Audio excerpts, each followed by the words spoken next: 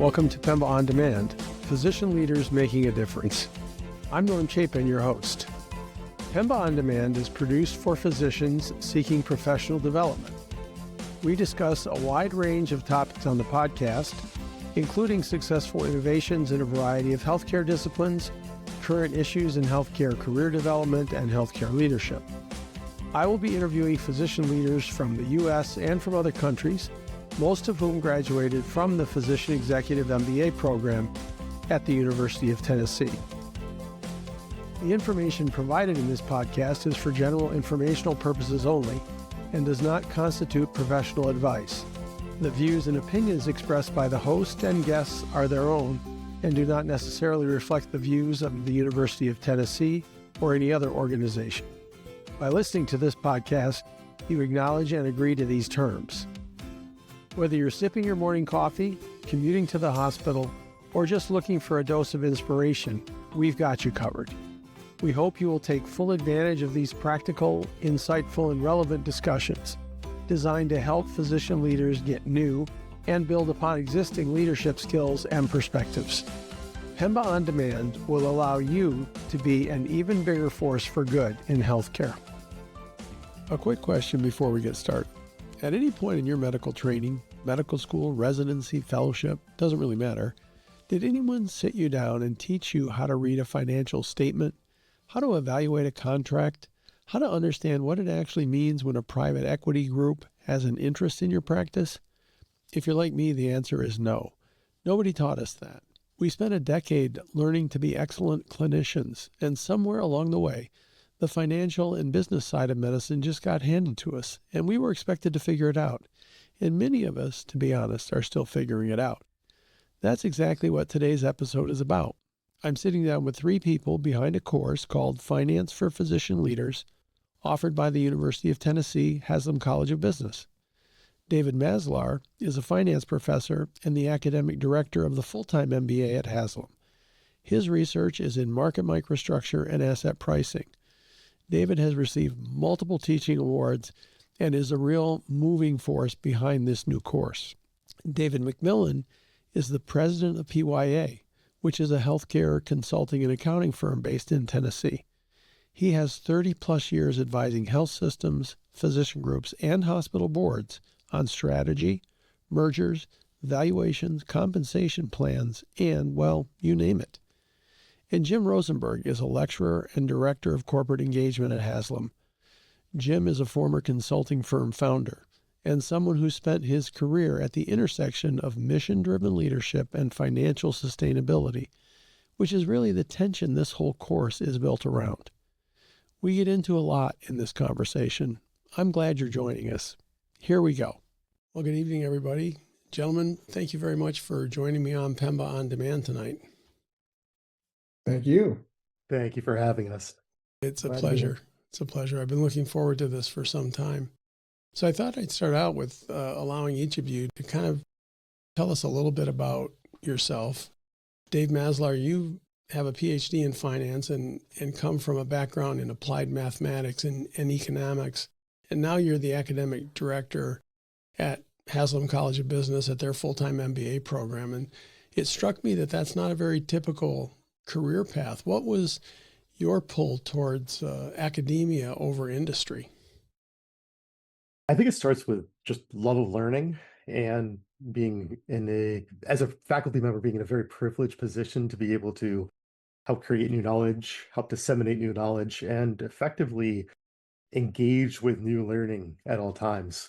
Whether it's in the classroom, whether it's doing research, whether it's reading, writing, it's just a privilege to be able to do that. And how long have you been involved in teaching? How long have you been drawn towards that? So I have, as you mentioned, I have a PhD and 2 master's degrees. So I started teaching, it was actually my senior year as an undergrad as a teaching assistant. I really enjoyed that. And I will actually take a little bit of a step back. My first degree before PhD in finance, master's degrees in economics and applied math, my first degree is actually in theater. So it's a very different path, which sort of brought me to academia in the finance discipline.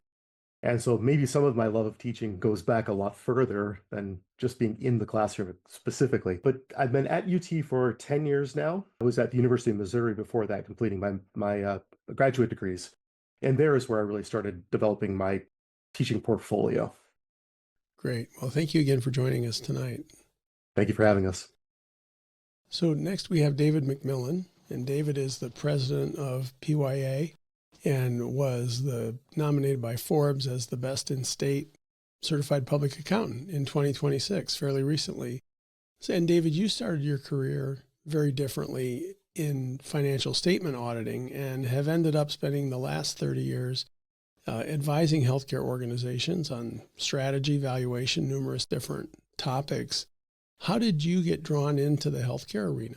Well, for those who are old enough to remember when there were auditors with busy seasons and then times throughout the year where you weren't as busy, during some of those lulls in the schedule, we would often serve our clients with needs that they had. And in our case, because I had been helping some hospitals and health systems through some financial statement audits, that included going to the debt market at times.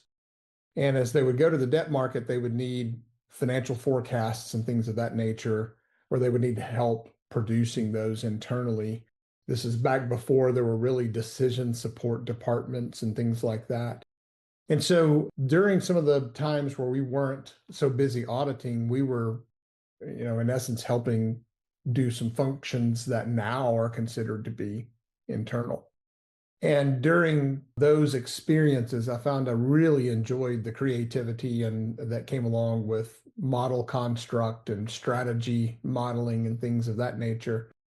And that really sort of launched me on a path of working with these health systems through things that required financial analysis of that nature, which included not just strategy, but transactions, often things of that nature. And so followed sort of the opportunities.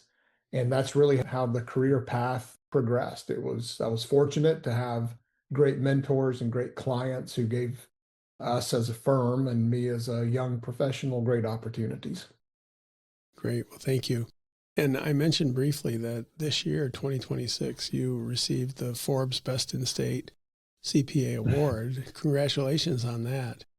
What does that recognition mean personally and professionally in the industry? Well, first of all, I think there are a lot of people who are worthy of an award of that nature.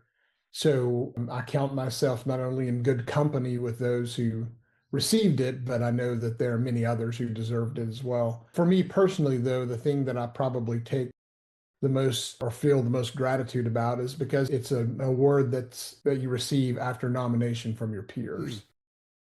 And so knowing that it was a peer recognition, I think is particularly special because you realize maybe in some way you've been helpful, to the profession and to the industries you serve. So really grateful. Also know that I'm fortunate to have people who spoke up on my behalf. Well, thank you also for joining us. I'm sure your schedule, as all of you must have very busy schedules. I appreciate you taking the time to come on the podcast. So next we have Jim Rosenberg, and Jim is lecturer and director of corporate engagement at the University of Tennessee, Haslam College of Business. And Jim, you have your MBA. You've been working in consulting firms that you've founded in DC, and you've had collaborations with Harvard, Stanford, other educational institutions, all centered on executive education. And now you're at Haslam, leading corporate engagement, working with healthcare leaders. What connected those dots? How did you get interested in focusing your career in this area? Thanks, Norm. At the foundation, at the base of things, I like helping people think through complicated questions and find answers, especially when the answers help people grow and feel more fulfilled in their work and in their lives and have a positive impact in the world. And I think those threads have always been woven through my work. And I love being here at the college, working with physicians and healthcare organizations, is that it really brings all those threads together, the complexity, the challenges, and the impact on the world around us.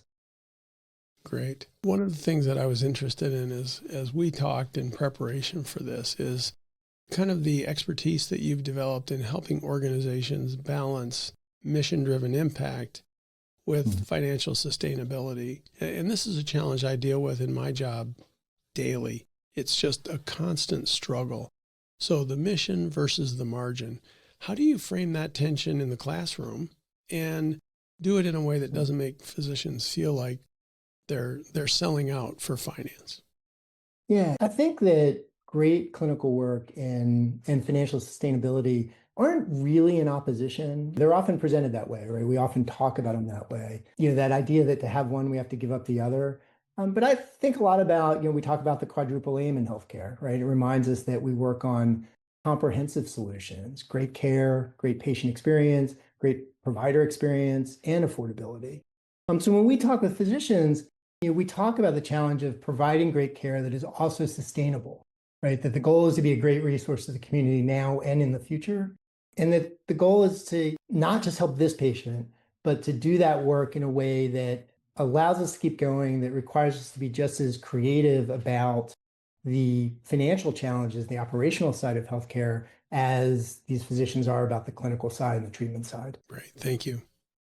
So I want to pivot right now and talk a little bit about Finance for Physician Leaders, the course that you're all involved in at the University of Tennessee. And I want to kind of set the stage a little bit and give you an opportunity to share with the audience why a course like this, specifically focused on finance for physician leaders, needs to exist. Is this different than an MBA level finance course? Does it have a different audience? What sets this course apart? And David, I'll let you start. Sure. Actually, building on exactly what Jim said, I think it's a great starting point. And I think it's the difference, that tension that you oftentimes feel, the mission versus margin, as opposed to maybe mission through margin. And I think that's really the story. The idea there is, I think in any setting, talk about it in an MBA class, you're going to have an organization, and that organization is going to have multiple stakeholders. And when you work through problems and think through the impact that decisions have that are made within the organization and how it affects different stakeholders in sort of a traditional MBA setting, mostly focus on, say, a shareholder maximization, wealth maximization type of story. You think about the bondholders, you think maybe about your supply chain. And what's unique and fascinating and challenging, of course, in the healthcare space is the fact that you have patients and the community, and the stakeholders that we have are very, very different. And it's spread out in a way that is challenging to be able to consider all of these aspects simultaneously. And I think to exactly what Jim was saying before is to take a little bit of a pressure off of that, to say that it isn't an either or type of scenario here where we want to make sure we're making the margin in order to be able to help serve patients in the future. We break this down and we say, at the end of the day, we think, who owns retained earnings and things of that nature as it relates to sort of shareholders' equity. But when we think in a nonprofit context, how do we think about questions like that? Mm-hmm. And yes, we make a margin, but we make a margin because we want to be able to continue to serve the community at points in time in the future. Great, thank you. David, what is your take on that? Well, remember, I was fortunate to be asked to be a part of this. So these two gentlemen are the ones that really conceived of it. But a note here about PYA, because it's relevant to this question. While we're fortunate to have clients across the country, we were founded here in Knoxville, and we were founded by two UT alum. The relationship with the University of Tennessee is strong and only growing between our firm and the university. And so we're always looking for ways to work together. Mm-hmm. So when this opportunity presented itself, it fit, really hand in glove with many of myself and my colleagues' experience working in healthcare as our firm does. And we could see, not only we've seen in practice the need for this, but we could also see how our experiences could help to maybe enhance some of the academic perspective with actual application from real examples. And so what I really was able to do, and what really the reason I think the course is so fascinating, is it is, of course, intersecting with a very acute need, which is the need for providers to be involved in the broader conversation about care, just as Jim mentioned before, with the triple or quadruple aim, whichever aim you want to focus on. So the need is obviously there, but healthcare from a provider perspective has evolved enough that providers don't go necessarily kicking and screaming into those conversations. Most of them come now out of school, whether they're earlier in their career or later in their career, with a desire to be a part of those conversations. And so when the need is there and the desire is there, it's just a matter of saying, okay, we're going to offer the opportunity.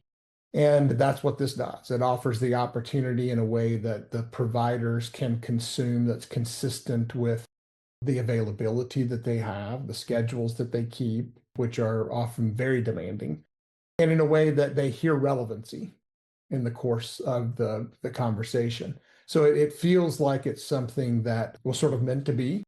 We had to find the right circumstance and the right moment for it to sort of emerge. Thank you. Jim, I wondered if you could handle this question. You know, it takes physicians over a decade to completely finish their training cycle, and they spend a lot of time learning how to interpret clinical data, but really get very little formal training about true financial information. I'm not even considering balance sheets or things like that or income statements, but a lot of people come out of their residency training and they don't even understand how the billing system works in the United States. I mean, they might have been taught how to code and choose some codes, but there's a huge gap between the business side of medicine and the clinical side of medicine nowadays. Is that something that has always existed in U.S. healthcare, or is that something that is a growing divide with the last 15 or 20 years? That's a great question, Norm. I think that the gap has always been there, but is my sense the gap has always been there, but the importance of the gap is growing, if that makes sense, right? That it's a full-time job. It's more than a full-time job to become an excellent physician, right? And so the focus has always been on that part of the job. But in the era of medicine we're in right now, and the era we're going into, we need physician leaders who can navigate all the complex challenges of, as we've talked about, sustainable and cost-effective and exceptional care. And that requires bringing together, filling that gap, or closing that gap between the financial and business side and the clinical side. So I think these demands enter a physician's world as they progress in their career, not necessarily at step one when it's all about, am I doing this right clinically? But as they keep moving forward, as they take over service lines, as they're responsible for divisions and departments. And I think it's through programs like PEMBA and through the certificate programs like the one we're talking about today, that physicians are able to gain these skills as they develop in their career, as they take on more responsibilities, and in that way, can develop as fantastic clinicians and start closing that gap as leaders for the healthcare industry overall. If I could, Norm, can I make a comment here? Sure. Jim's spot on everything that he said, but I think it's important to recognize that the environment's gotten much more complex when you ask how's the gap gotten so wide. If we don't have to rewind that far ago where the economic mechanics of healthcare were not that complex, it was a fairly rudimentary fee-for-service type of industry. So what I did equated to some rate that I got paid. But because we understood that particular economic model created certain unintended outcomes, we've really been in an experimentation mode now for almost 20 years to say, well, how do we create a better economic outcome that's aligned with clinical care that's appropriate and that we're rewarding good quality and things of that nature. So now every provider has to think about, well, how I get paid depends not only on what I do and how well I do it, but it also depends on what you do and how well you do it. And if I'm going to understand that dynamic and that matrix more, I'm either going to be controlled by it or I'm going to lean into it so that I have a voice in it.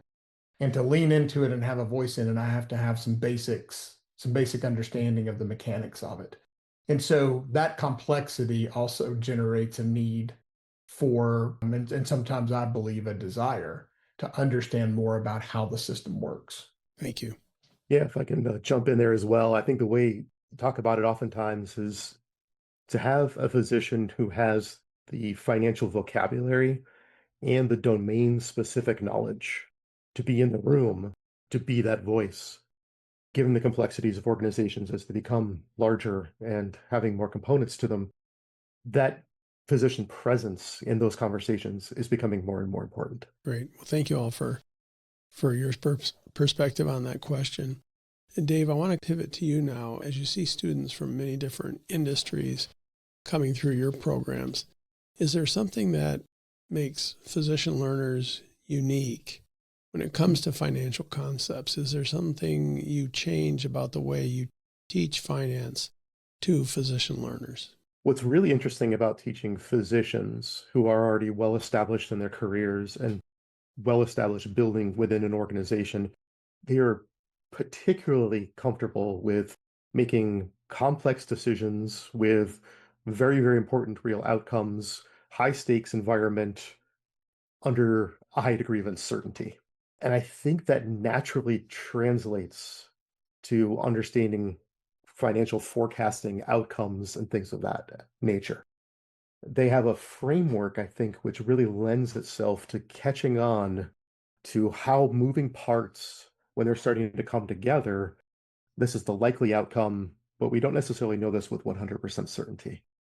And so connecting it to sort of clinical decisions that they make, who are going to make this decision, it's going to have this effect on the finances, and knowing that there's some degree of risk involved, I have found that physicians are uniquely positioned to really understand that process really well. Okay. David, I wonder, do you see from your years of work in healthcare and with physicians, is there a particular blind spot that you think is the largest challenge for physicians as they approach learning about finance? I wouldn't say that there's a particular blind spot. What I would say is that, as David was just describing, there are often so many variables involved in a complex system like healthcare. Sometimes it's the patients to understand that there are many variables involved that you may not have insight into that are helping to influence that decision, and being willing to sort of hang on through the explanation or through the process of understanding those. Because again, for a lot of these individuals, there's an opportunity cost to that if they're still practicing. And it's real opportunity cost. They're forfeiting, earnings by doing so in many cases.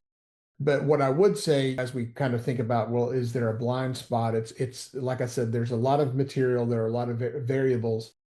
If there was one area I would point to, it's the idea that, to David's point, a lot of the decision making that especially a trauma physician or someone's making is in the moment. And there are a lot of financial decisions that have ramifications over time.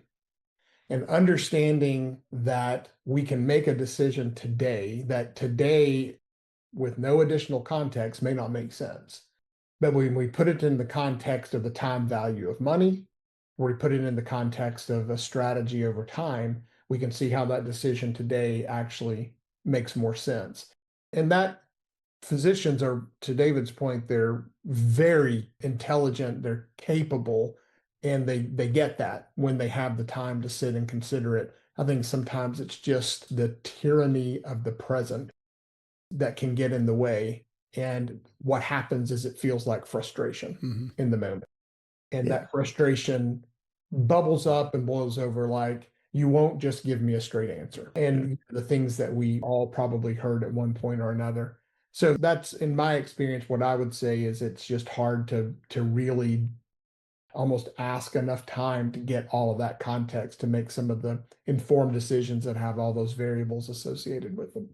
If I could build on that, I think that was fantastic, because when I think about that word context that David was using there, what I keep coming back to is vocabulary and the language, and the idea that finance being a really important component within an organization is sort of the language of business. It's taking the time, as David was just mentioning, to be able to say, what does this term really mean? To really hone in on that, to develop that familiarity with finance as a language. I think it's a great first step, and it is one that does in fact take time. Great. So David, maybe now would be a good time for us to pivot and talk a little bit about the course itself, Finance for Physician Leaders. How did you decide on the structure, the content, and just the basic design? And maybe share with us a little bit about what the course is. Yeah, absolutely. Thank you. So a lot of conversations with physicians, experience with working with like the PEMBA program, the healthcare leadership program, talking to physicians, trying to think about their needs, working with people in industry, getting a lot of feedback was sort of the starting point. At the end, we sort of started with a top-down sort of big picture approach. That is looking at the organization as a whole and thinking about financial statements from an organizational perspective.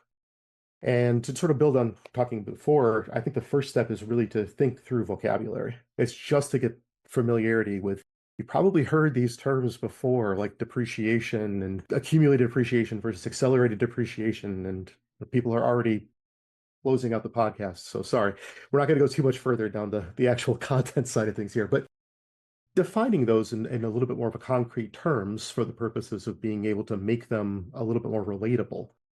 And by taking that sort of top-down approach, sort of viewing the organization as a whole, but also constantly linking it back to when you make an operational decision, a clinical decision within sort of the realm of influence that you have within the organization, where does that ultimately show up on the financial statements?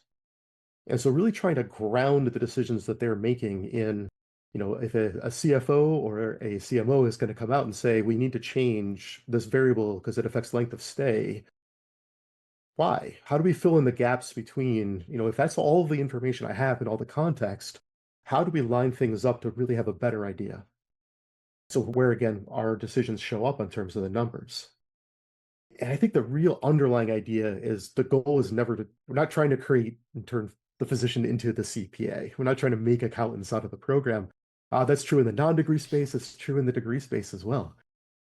But at the end of the day, it's to have a better conversation with the people who are making the financial decisions and to make that conversation flow in a way that there's actionable activity that really kind of comes out of it, where the physician feels much more confident in saying, this is sort of my view of how these things relate to the numbers.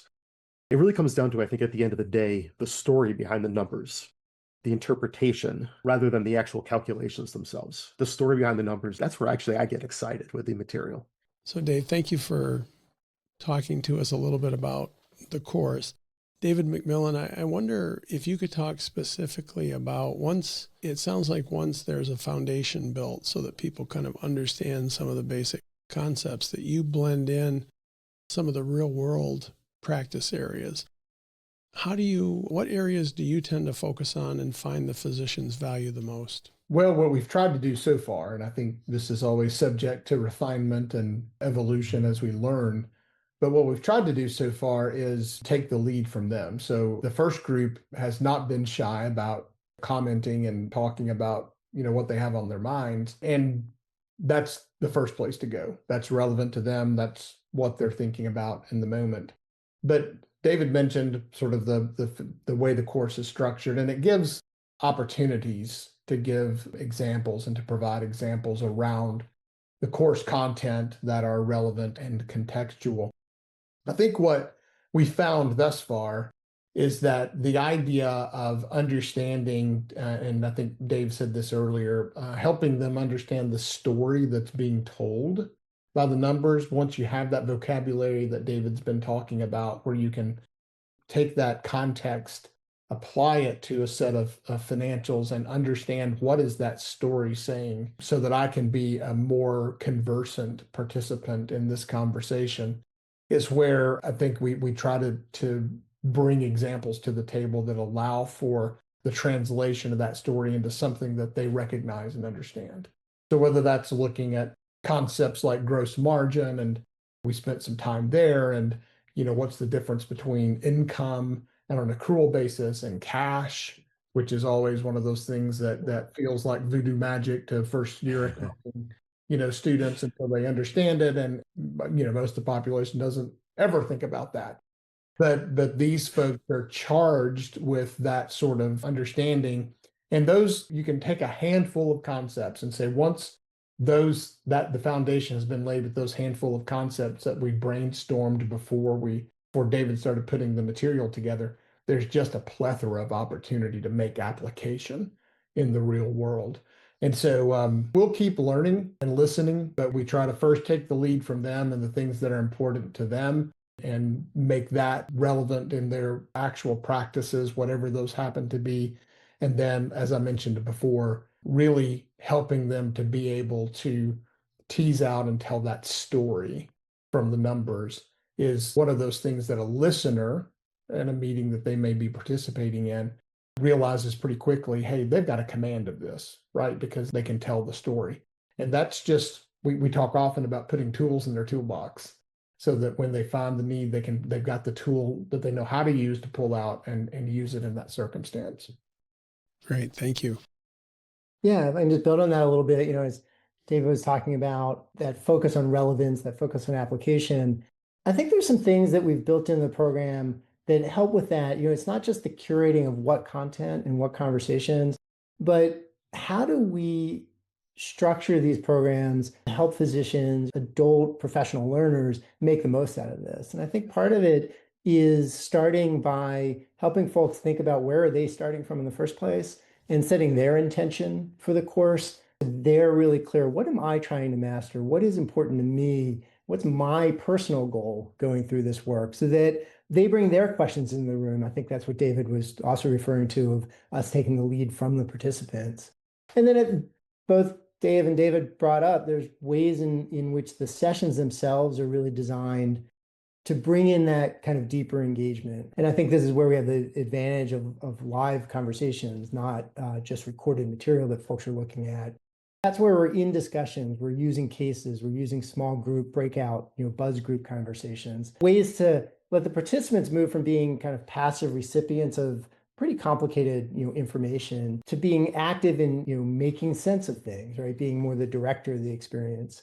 And then we're really encouraging, at the end of every session is that question of, how are you going to try this out between sessions? What's going on in your work right now where one of these concepts applies, and you can test it out and experiment with it and bring that question back the next time. So I think there's a lot of experiential process and design that goes into this as well, that really comes from 25 plus years of working with physicians. This podcast is sponsored by the Physician Executive MBA program at the University of Tennessee, Knoxville's Haslam College of Business. In less than one calendar year, this program will equip you with valuable business acumen and leadership development not found in traditional medical school curriculum. Are you ready to join the longest-running physician-only MBA program in the country and a network of nearly 1,000 PEMBA graduates? Visit tiny.utk.edu/POD podcast for information about this exciting opportunity. And now we'll return to the episode. That leads me to a couple of more questions that I'd like to ask. How long has the course been offered? When was it first offered to the first group of physicians? So talking with physicians and researching this last year, and we launched it with our first group of physicians February of this year. And we're now currently active in the second piece of the program. There's 2 certificates in the program. The second one being driving financial results in healthcare. And that one's just kicked off. We're live with our second group right now. It almost sounds like, given the feedback loop that you try to establish during the course, that one course could look very different than another depending on the physicians that are in the course, the needs that they have at the time, or multiple factors probably.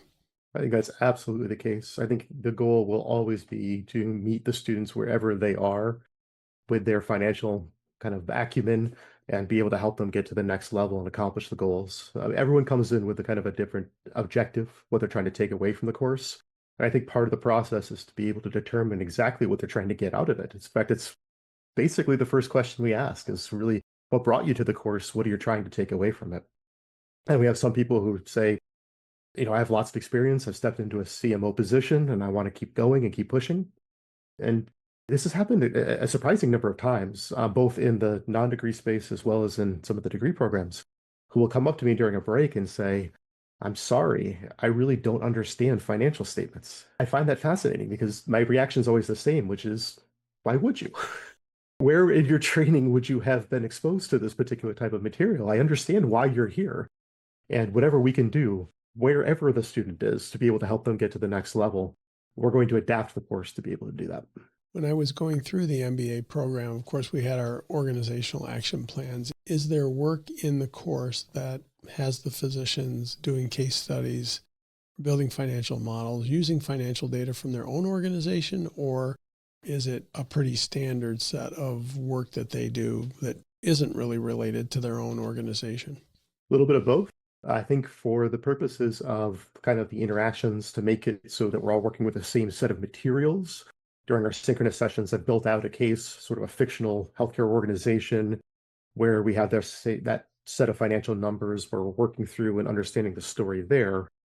But the ask is that they then go take that and go back to their organizations and apply what they have learned. And so we do have certificates.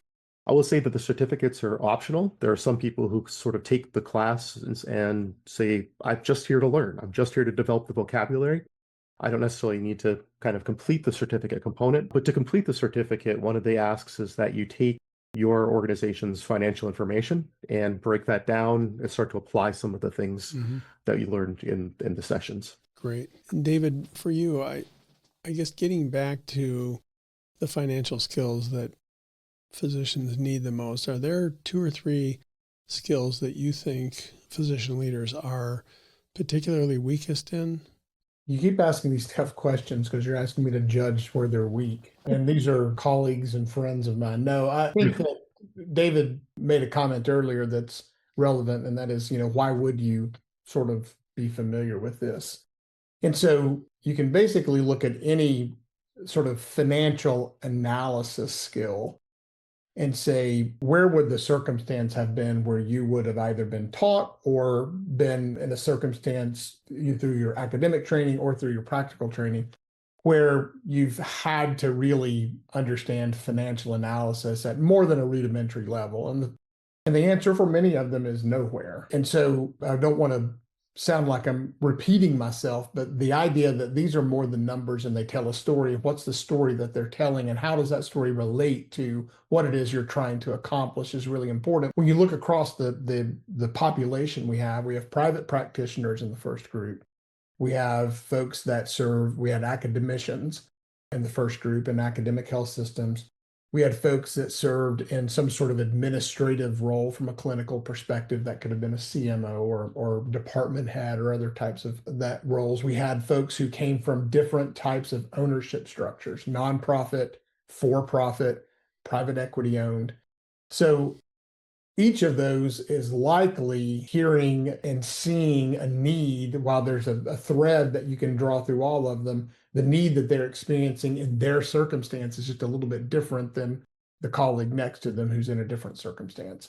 And so to David's point, trying to meet them at that point of need means that we have to talk first about fundamentals because those fundamentals transcend any of those individual circumstances. And then we have to do our best to try to help bring as much context to each of those as we can.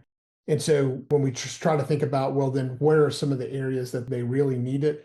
Basic questions. We had a physician early in the course say, okay, I've got a question. We were talking about depreciation versus leasing and some things of that nature. And he said, we're actually about to buy some equipment. Should we buy it or lease it? And that question was a fantastic question, right? But without some more context, it's hard to answer that question in that setting. And so that gave us an opportunity to probably frustrate that one participant by saying, okay, worst answer of all time, it depends. But it also gave us an opportunity to say, here's a great question that a responsible person who's trying to provide financial advice cannot answer without additional information. And here's the type of additional information. So like anything else in life, sometimes learning to ask the questions is one of the first best skills to learn. And that was a good example of an actual question that came up, wasn't answerable in its form, but gave a great opportunity to talk about the sorts of things that you would need to know to answer that question. That's great. Sorry for asking you all the tough questions. Well, tell me a little bit about what physicians or what types of physicians have you seen attracted to this first offering? Is it a fairly broad cut across the healthcare environment, or are the challenges that we're facing bringing a specific type of physician or a physician who's in a specific role to the course? Jim and David probably, as those who did a lot of the recruiting, would have some good perspective on that. Great. How about Jim? Do you want to take this one? I got it. So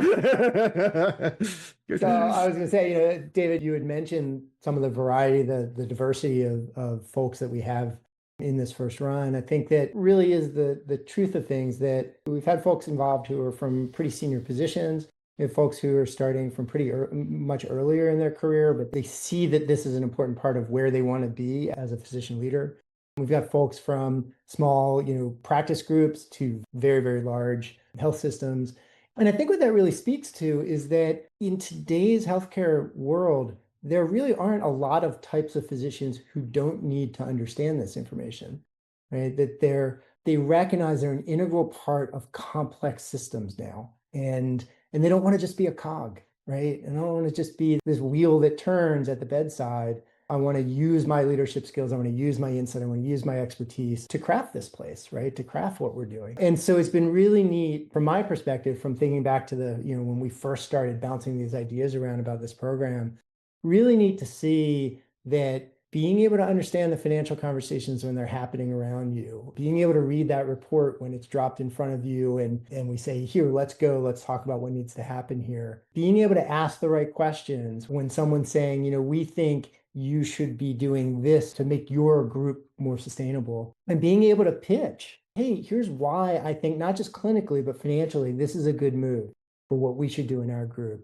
It's really rewarding to see how broad those needs are and that we're able to bring in such a range of people. And I think the only thing I would add to what Jim said, which was fantastic, is that it was fascinating to me that there were a lot of different specialties represented among that population as well. We didn't really have a concentration in any one specialty. It was across multiple specialties. And I really found that fascinating. I thought we might have more hospital-based specialties represented in the first group, because in my mind, that was maybe the population that was going to find this coursework attractive.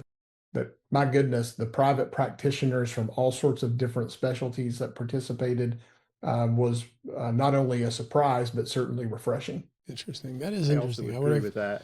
I would have thought the same, that the people who were part of larger health systems would have gravitated more than entrepreneurial or independent practice owners. Interesting. And I would also agree with that. And just to kind of build on that as well, the other division I thought was very interesting was the mix of for-profit and nonprofit, which I thought really enhances the discussions. Jim mentioned earlier, we do breakout groups, and the ability to not only connect with other people who are facing similar types of challenges, but also very different types of environments. The ability for to share that knowledge across the different structures of the organizations, I thought was fascinating to me. So how often is this course going to be offered? What's the current plan? The plan right now is to present the certificates once a year. So kind of a nice pace from, we were just talking about the diversity we want to bring together. We really do want to bring together a good cohort that is committed, that's focused, and that can learn from each other. We also know, again, from working with physicians for so long, how far in advance they set their schedules. And so we want to be able to put these on the calendar far enough in advance that physicians can plan for them and make time for them. Well, let me ask another question. As this is the first really cohort that has gone through the course, and I know you talked with physicians, Dave, about to try to assess the need and those types of things. And it sounds like as you've gone through the course, you've had a wide variety of physicians come into the course. Have there been things that you have learned about the experience that the physicians have had during this first cohort that resulted in plans to add or delete certain content from the course? While you think about that for just a minute, I'll offer something, and it may not work editing reel, but I will offer this. I think that both David and I have, when you see the material presented and you see how people react to it, you learn within the material, hey, this moved quickly, this Pacing. this Yeah, I would agree section with that. we labored a little bit through, and we could tell by body language we didn't have them where we wanted them. And so Yeah. I think as we move ahead and look at the next cohort, we'll go back and look at each of those sessions and say, hey, maybe we cut this down, maybe we give a little bit more time here. That might be the place where, because of that engagement, where we do the breakout session right then. And we started feeling that in this one. We made the comment after one particular session, wow, we felt the energy there. And we feel ourselves sort of catapulting into the next one with a lot of energy. And those things, I think, are more so than content, just how the content is being received and how to organize it and present it and prioritize it in a way that we found the recipients responding to it. But I am intrigued by this partnership between private businesses and, David with PYA and the University of Tennessee. Is this the first time there's been this type of close collaboration in a course of this type? On PYA's behalf, real quickly, to say we've been flattered and honored to be asked on multiple occasions to present to students, to be judges in certain contests and criteria happening in some of the degree programs in the Haslam College of Business. So the collaboration is nothing new. What I think may be new, at least in terms of things that I've been aware of related to the activities between the firm and the school, is this sort of guest facilitator, sort of guest presenter in a non-degree program such as this. That is something that I do believe this course represents the first instance of. But based on early results, to the extent that we find other opportunities of this nature to work with the university, I think it's something that we've seen that there's a demand for. And Jim, what are your thoughts on that from your position? Yeah, I'll just build on that. I think this is a unique partnership and something that we talked about in our healthcare group for a while.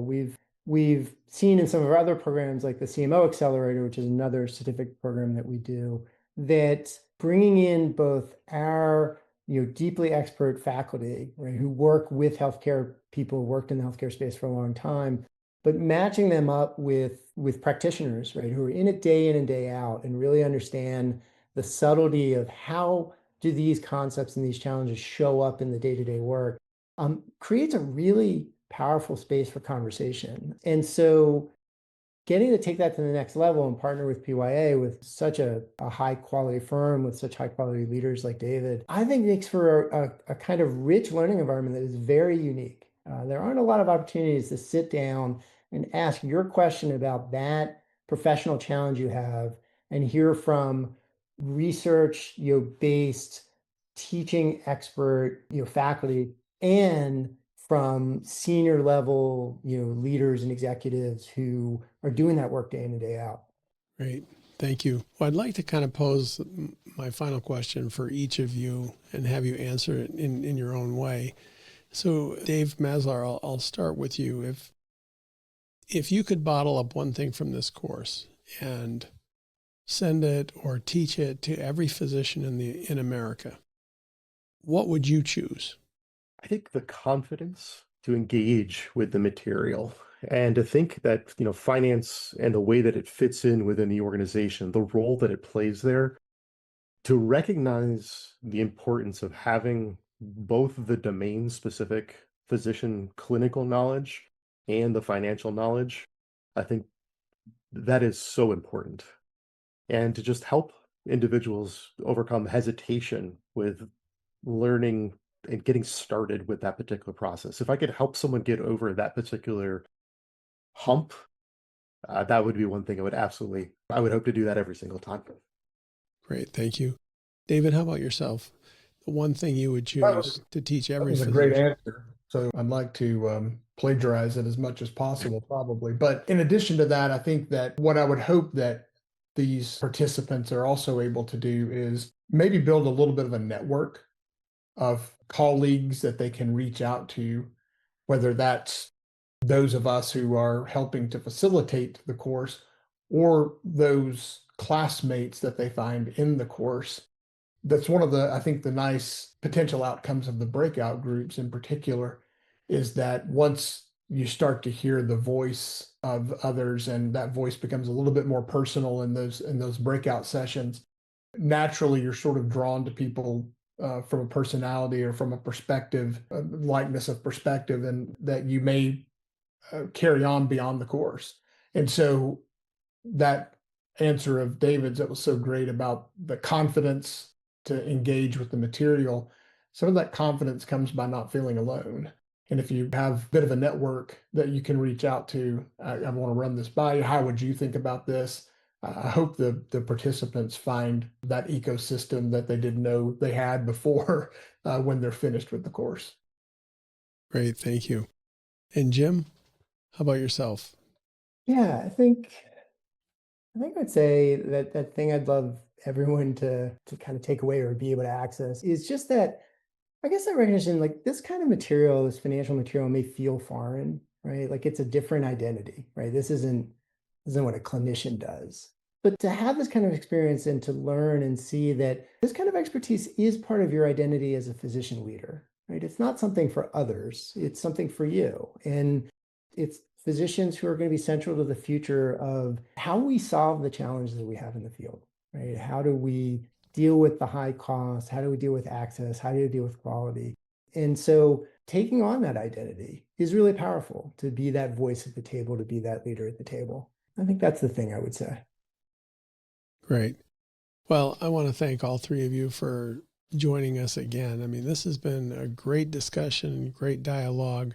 I look forward to getting more information and feedback about how this course progresses. I'd love to have you back on in the next 6 to 8 months as you roll out sort of second cohort of this course. I think my experience with my MBA program at the University of Tennessee was just a fabulous experience, especially, and I came in as a very, very naive from a finance standpoint, and I learned so much finance. I think having a really concentrated focus like this would be a really valuable experience for physicians who are either new or have quite a bit of experience in leadership roles. So thank you for putting this course together, and thank you for joining me on the podcast today.